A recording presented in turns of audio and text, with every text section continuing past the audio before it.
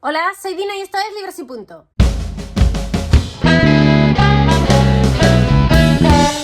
Hoy os traigo mi propio Reading Challenge, lo lanzo, el que quiera hacerlo lo puede hacer, haré una miniatura para publicar en Instagram para que veáis las premisas y os sea más sencillo de seguir si es que os apetece sumaros a este Reading Challenge que va un poco en la línea de pensar un poquito. Tampoco vamos a pasarnos, quiero decir, tampoco es que yo pretenda ahora filosofar y llegar a conocimientos y reflexiones nunca hechos antes en la vida, pero sí tener lecturas que te muevan un poco por dentro, que te hagan darle un par de vueltas a los conceptos que se cuentan en las novelas, porque todas las categorías, la idea es leer una novela que tenga algo que ver, o sea, no en ningún momento la propuesta es leer ensayos profundos ni nada del estilo. Son 10 premisas y empiezo sin más dilación. En cada una de ellas haré una sugerencia para que, bueno, si estáis interesados en hacer el challenge, tengáis de dónde elegir o saber más o menos por dónde van los tiros. La primera premisa dice, existencia, vejez, ¿vale? Hay un montonazo de libros que hablan sobre gente mayor, que reflexionan un poco por qué están aquí, su tiempo se acaba, ese tipo de argumentos. Lógicamente yo entiendo que a muchísimos de vosotros el primero que se os vendrá a la cabeza es Las Gratitudes de Delphine de Vigan, que es un gran libro en el que realmente se pone el foco en dos personas mayores a las que se les está acabando la vida, que están en una residencia, que tienen ciertos problemas del habla, cómo eso afecta a su día a día y cómo, bueno, eso, que sus días se estén acabando, cómo lo viven o lo sufren o lo disfrutan, o sea, depende de cómo lo veas o cómo lo interpretes.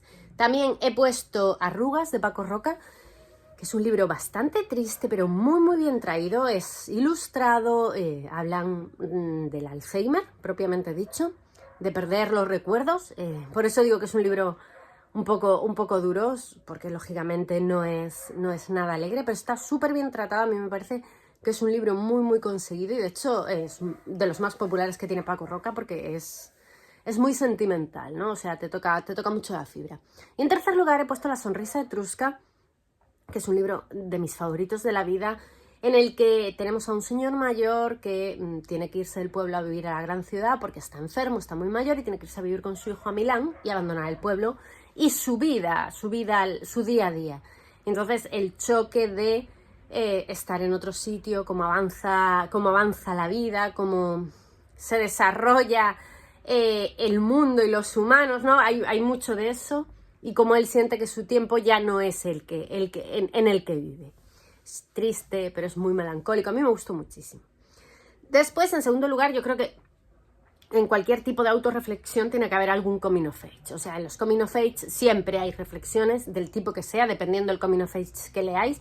Pero cuando alguien pasa de la edad, pues eso, de ser un joven a ser un adulto, o de ser alguien muy inocente a dejar de serlo por circunstancias de la vida, siempre hay algo que llama la atención y que te hace pensar mínimamente. Yo para esta categoría os recomiendo muchísimo leer Los amigos, que es un libro en el que se habla un poco también, volviendo al tema anterior, de la vejez, de la muerte. Son 3 niños pequeños que se hacen amigos de un señor mayor y cómo empieza la historia es porque ellos se creen que el señor se va a morir y lo espían porque quieren saber qué es eso de morirse, cómo funciona eso de morirse. Es un libro muy, muy bonito. O sea, de momento todos los que os he recomendado van muy por el tiro de melancolía, amorcito y mucho de entrañable, ¿no? Hay mucho de entrañable en todas las historias de las que os he mencionado hasta el momento. La tercera categoría he puesto lo relativo de las cosas y he puesto 2 libros. Esto de lo relativo de las cosas, entiendo que con las recomendaciones lo entenderéis mejor que si lo explico. He puesto El Principito y he puesto Los sueños de Einstein. En El Principito, en cuanto a lo relativo de las cosas, como uno considera, piensa, cree que quiere algo, que quiere a alguien, y lo relativo, porque no eres tú solo, no eres el único en el mundo, ¿no? Y tienes que ver cómo se reflejan tus sentimientos en los demás, a eso me refiero. Y después he puesto Los sueños de Einstein porque si hay algo relativo en cuanto a lecturas en este mundo, es este libro que propiamente habla de la relatividad, o sea, en cuanto al tiempo, al espacio-tiempo. Se centra en un mismo día repetido en distintos momentos, en distintos tiempos, y cómo eso afecta al día a día de esa pequeña historia que nos van contando. Es un libro muy, muy entretenido, muy original y que yo recomiendo mucho porque de verdad que me sorprendió muchísimo cuando lo leí. La cuarta categoría es la condición humana, ¿no? Este es un poco derrotista, yo creo que es una categoría un poco derrotista porque la recomendación sería El Señor de las Moscas.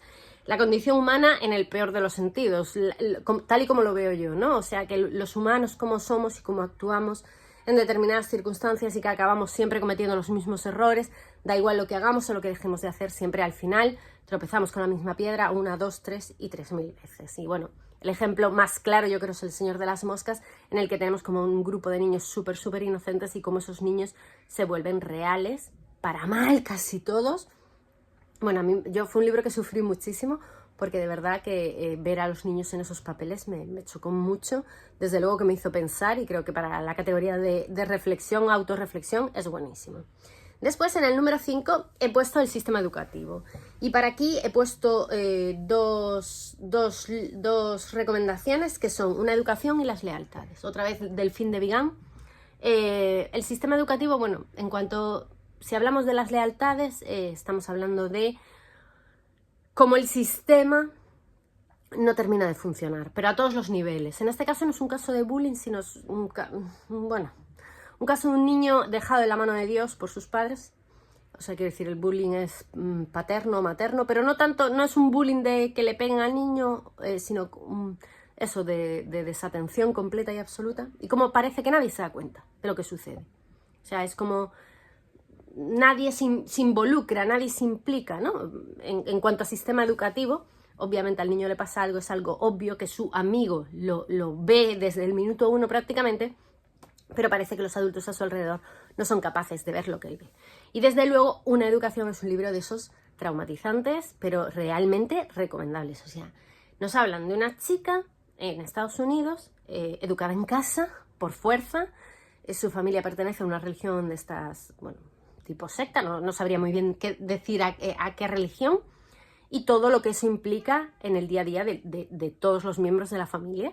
Está basado en hechos reales y cuando digo que la realidad muchas veces supera la ficción, o sea, este es un claro ejemplo de cómo la realidad puede darte una verdadera bofetada en la cara y lo importante en el caso de la protagonista que fue conseguir salir del círculo vicioso que había en su familia, en su entorno y conseguir una educación y gracias a eso poder salir de ahí.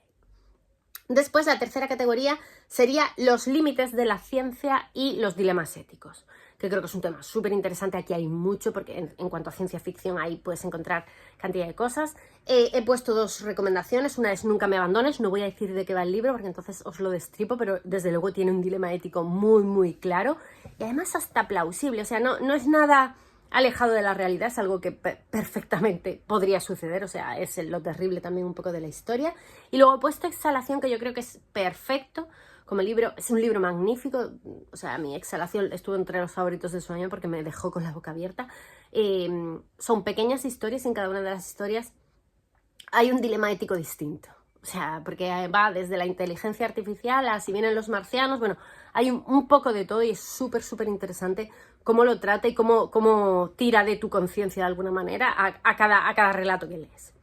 Después, en el 7 he puesto El bien común, el bien mayor. Y lógicamente para esta categoría, los 2 libros clave, yo creo los más representativos de esta idea, serían por un lado Maquiavelo, que dice aquello de que el fin justifica los medios, o sea, que cualquier fin no, pero si el fin es por el bien mayor, justifica lo que pase en el camino, ¿no? Esto es lo que se dice en El Príncipe de Maquiavelo.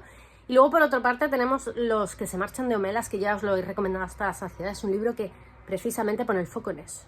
En Homelas tú eres feliz, pero ¿a costa de qué? No digo más porque es un relato, en realidad es muy breve, y si sabéis más, pues como que le quita la gracia a la historia.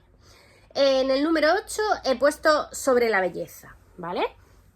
Aquí creo que es una de las categorías más difíciles para encontrar un libro, bueno, por lo menos en mi caso.